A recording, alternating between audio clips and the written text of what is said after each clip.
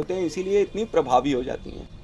अब कितनी मालाएं करनी चाहिए ये मैं आपको बताता हूँ। ये 10 महाविद्याओं की माला जो है आपको 9 के आंकड़ों में आप कर सकते हैं। आप 9 माला, ठीक, 9 की जगह आप 81 माला, 108 माला, 101 माला, इस तरह से आप कर सकते हैं। 41 माला, इस तरह का संकल्प आप कर सकते हैं। पर स्टार्टिंग आपकी 9 और 11 माला से ही होती है।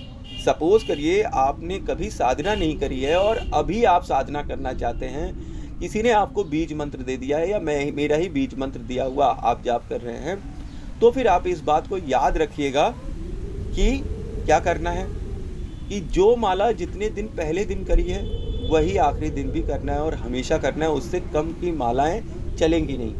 आप पहले दिन 1 माला किए, दूसरे दिन आपने 9 कर दी और तीसरे दिन 11 करी और चौथे दिन आप सोच रहे हैं कि नहीं एक ही कर दें वापस, तो ऐसा नहीं होगा। जहाँ पर आप पहुँचे हैं वहीं तक आपको जाप करना है। तो अपने सामर्थ्य के अनुसार आप जाप करिए। अपनी इच्छा को कितनी ज़्यादा आप तीव्रता से पूरा करना चाहते हैं इसके हिसाब से जाप करिए। माता मातंगी और 10 महाविद्याओं का जो भी जाप है, मंत्र जाप है, वो 9 लाख के बाद एक्टिव हो जाता है, फिर उसकी सिद्धि मिलने लगती है। आप रोज़ जाप करें तो माता आपसे अति प्रसन्न रहेगी। आप जितनी जल्दी 9 लाख के पास पहुंच जाएंगे उतना ही आपका फ़ायदा होगा। अब ये 10 दिन की जो पूजा है इसके अंदर आप हर दिन 9 या 11 माला भी करना स्टार्ट करते हैं तो एक आपको आइडिया हो जाएगा कि मातंगी की पूजा कैसे की जाती है। 2 भी महाविद्याएं होती हैं, ये एक बहुत लंबा प्रोसेस लेती हैं। 9 दुर्गा मतलब 9 महीने, 9 महीने लग जाते हैं एक मंत्र को साधने में। मतलब 9 महीने में आप 9 लाख जाप करें तो आपको अच्छे फल मिलेंगे। आपका फिर एक्टिव होना स्टार्ट हो जाएगा। फिर मातंगी आपके साथ हमेशा कृपा बनाए रखेगी। और मातंगी माता एक ऐसी माता है जिनको रजस्वला स्त्री भी कर सकती हैं। मतलब कि जिन स्त्रियों को मेंस्ट्रुअल प्रॉब्लम है, ठीक है, मासिक धर्म आता है, तो जब वो आता है तब भी वो ये साधना कर सकती हैं। बाकी माताओं की साधना नहीं करी जाती है, पर ये माता की साधना आप मासिक धर्म में भी कर सकती हैं। ठीक है, माता को त्रिशूल चढ़ाना है इस साधना के अंदर, ठीक, और त्रिशूल तो चढ़ाना है और दीपक को प्रज्वलित कर कर ही हवन कुंड में आपको मंत्रों का जाप करना है। और अंत में जब सारी पूजाएं हो जाएंगी, आपकी 11 माला कंप्लीट हो जाएगी, तब आप 108 आहुतियाँ हवन सामग्री की इसी यज्ञ कुंड में, जहाँ पर आपने ये पंचमुखी दिया जला रखा है, आपको करनी है। पंचमुखी दिया इस हवन कुंड में जलाने का अर्थ केवल इतना ही सा है कि हवन कभी भी शांत नहीं होना चाहिए। और अगर हमने यहाँ पर उस प्रकार से आम की लकड़ी यूज़ कर कर और डालना मतलब चालू किया, हवन करना स्टार्ट किया, तो हो सकता है कमरे में आग लग जाए। मेरे कमरे में 2 बार आग लग चुकी है, 3 बार आग लग चुकी है। पूरा कमरा मेरा काला हो गया है, छत, इसी हवन को करते करते 6 सालों से। तो इसीलिए इन सालों में मैंने जो और भी साधना करने का तरीका सीखा है वो ये सीखा कि पंचमुखी हनुमान जी को साक्षी मानकर मैं ये हवन कुंड जो है जागृत करता हूँ। जो आप हवन कुंड में पंचमुखी हनुमान जी का दीपक देखते हैं वो माता काली का और हनुमान जी का दीपक है। उसी को साक्षी मानकर ये दीपक मैं जलाता हूँ और इसी हवन कुंड में मैं हवन करता हूँ। ठीक है, अब साधना के पश्चात हवन तो आपने कर दिया है। अब जब 10 दिन बीत जाएंगे तो फिर आप इसमें हवन कुंड में जितनी भी राख है, थोड़ी राख छोड़कर राख, और इस पूरे नवरात्रि, इस पूरे 10 दिन जो है, जो आपने मातंगी की पूजा करी है और 10 नारियल आपने चढ़ाए हुए हैं, इन सब को उस हरे रंग के कपड़े में बांधकर आप बहते जल में जाकर मातंगी माता का मंत्र बोलकर प्रवाह करें। ठीक है, और जब 10वें दिन आप प्रवाह करेंगे तो फिर आपको आपका किया हुआ संकल्प का उचित फल मातंगी से मिलना स्टार्ट हो जाएगा।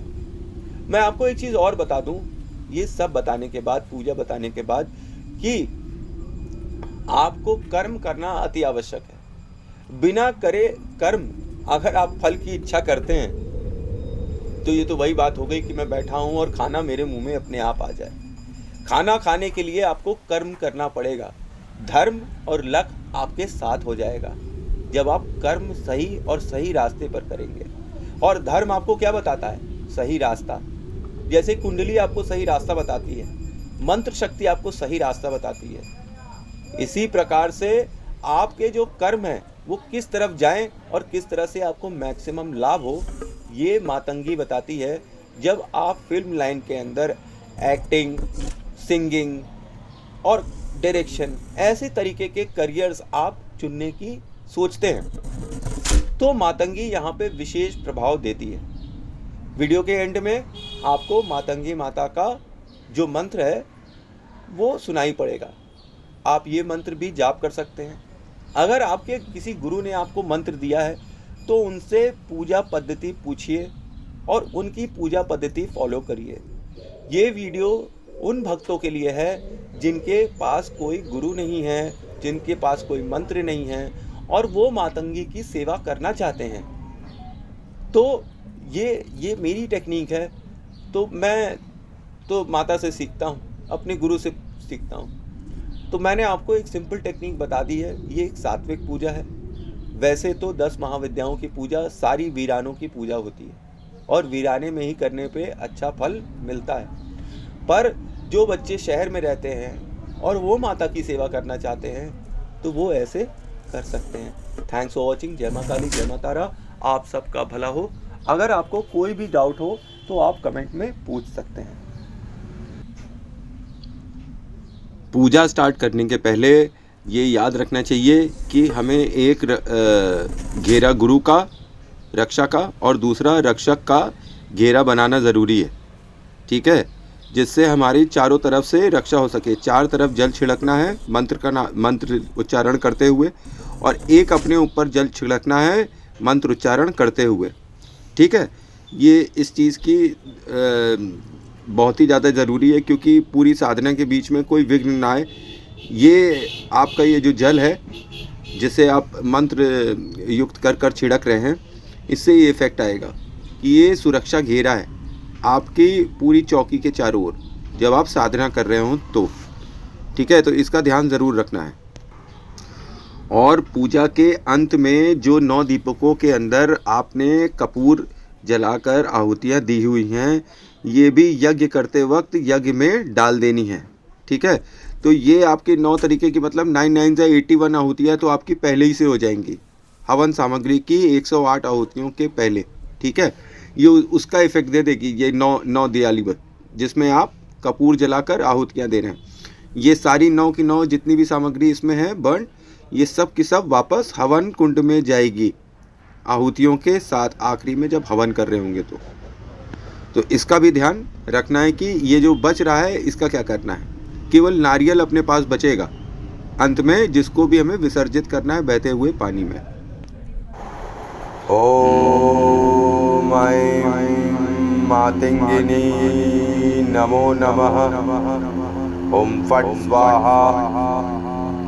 ओम मातंगिनी नमो नमः। ओम फट स्वाहा। ओम मातंगिनी नमो नमः। ओम फट स्वाहा। ओम मातंगिनी नमो नमः। ओम फट स्वाहा। ओम मातंगिनी नमो नमः। ओम फट स्वाहा। ओम मातंगिनी नमो नमः।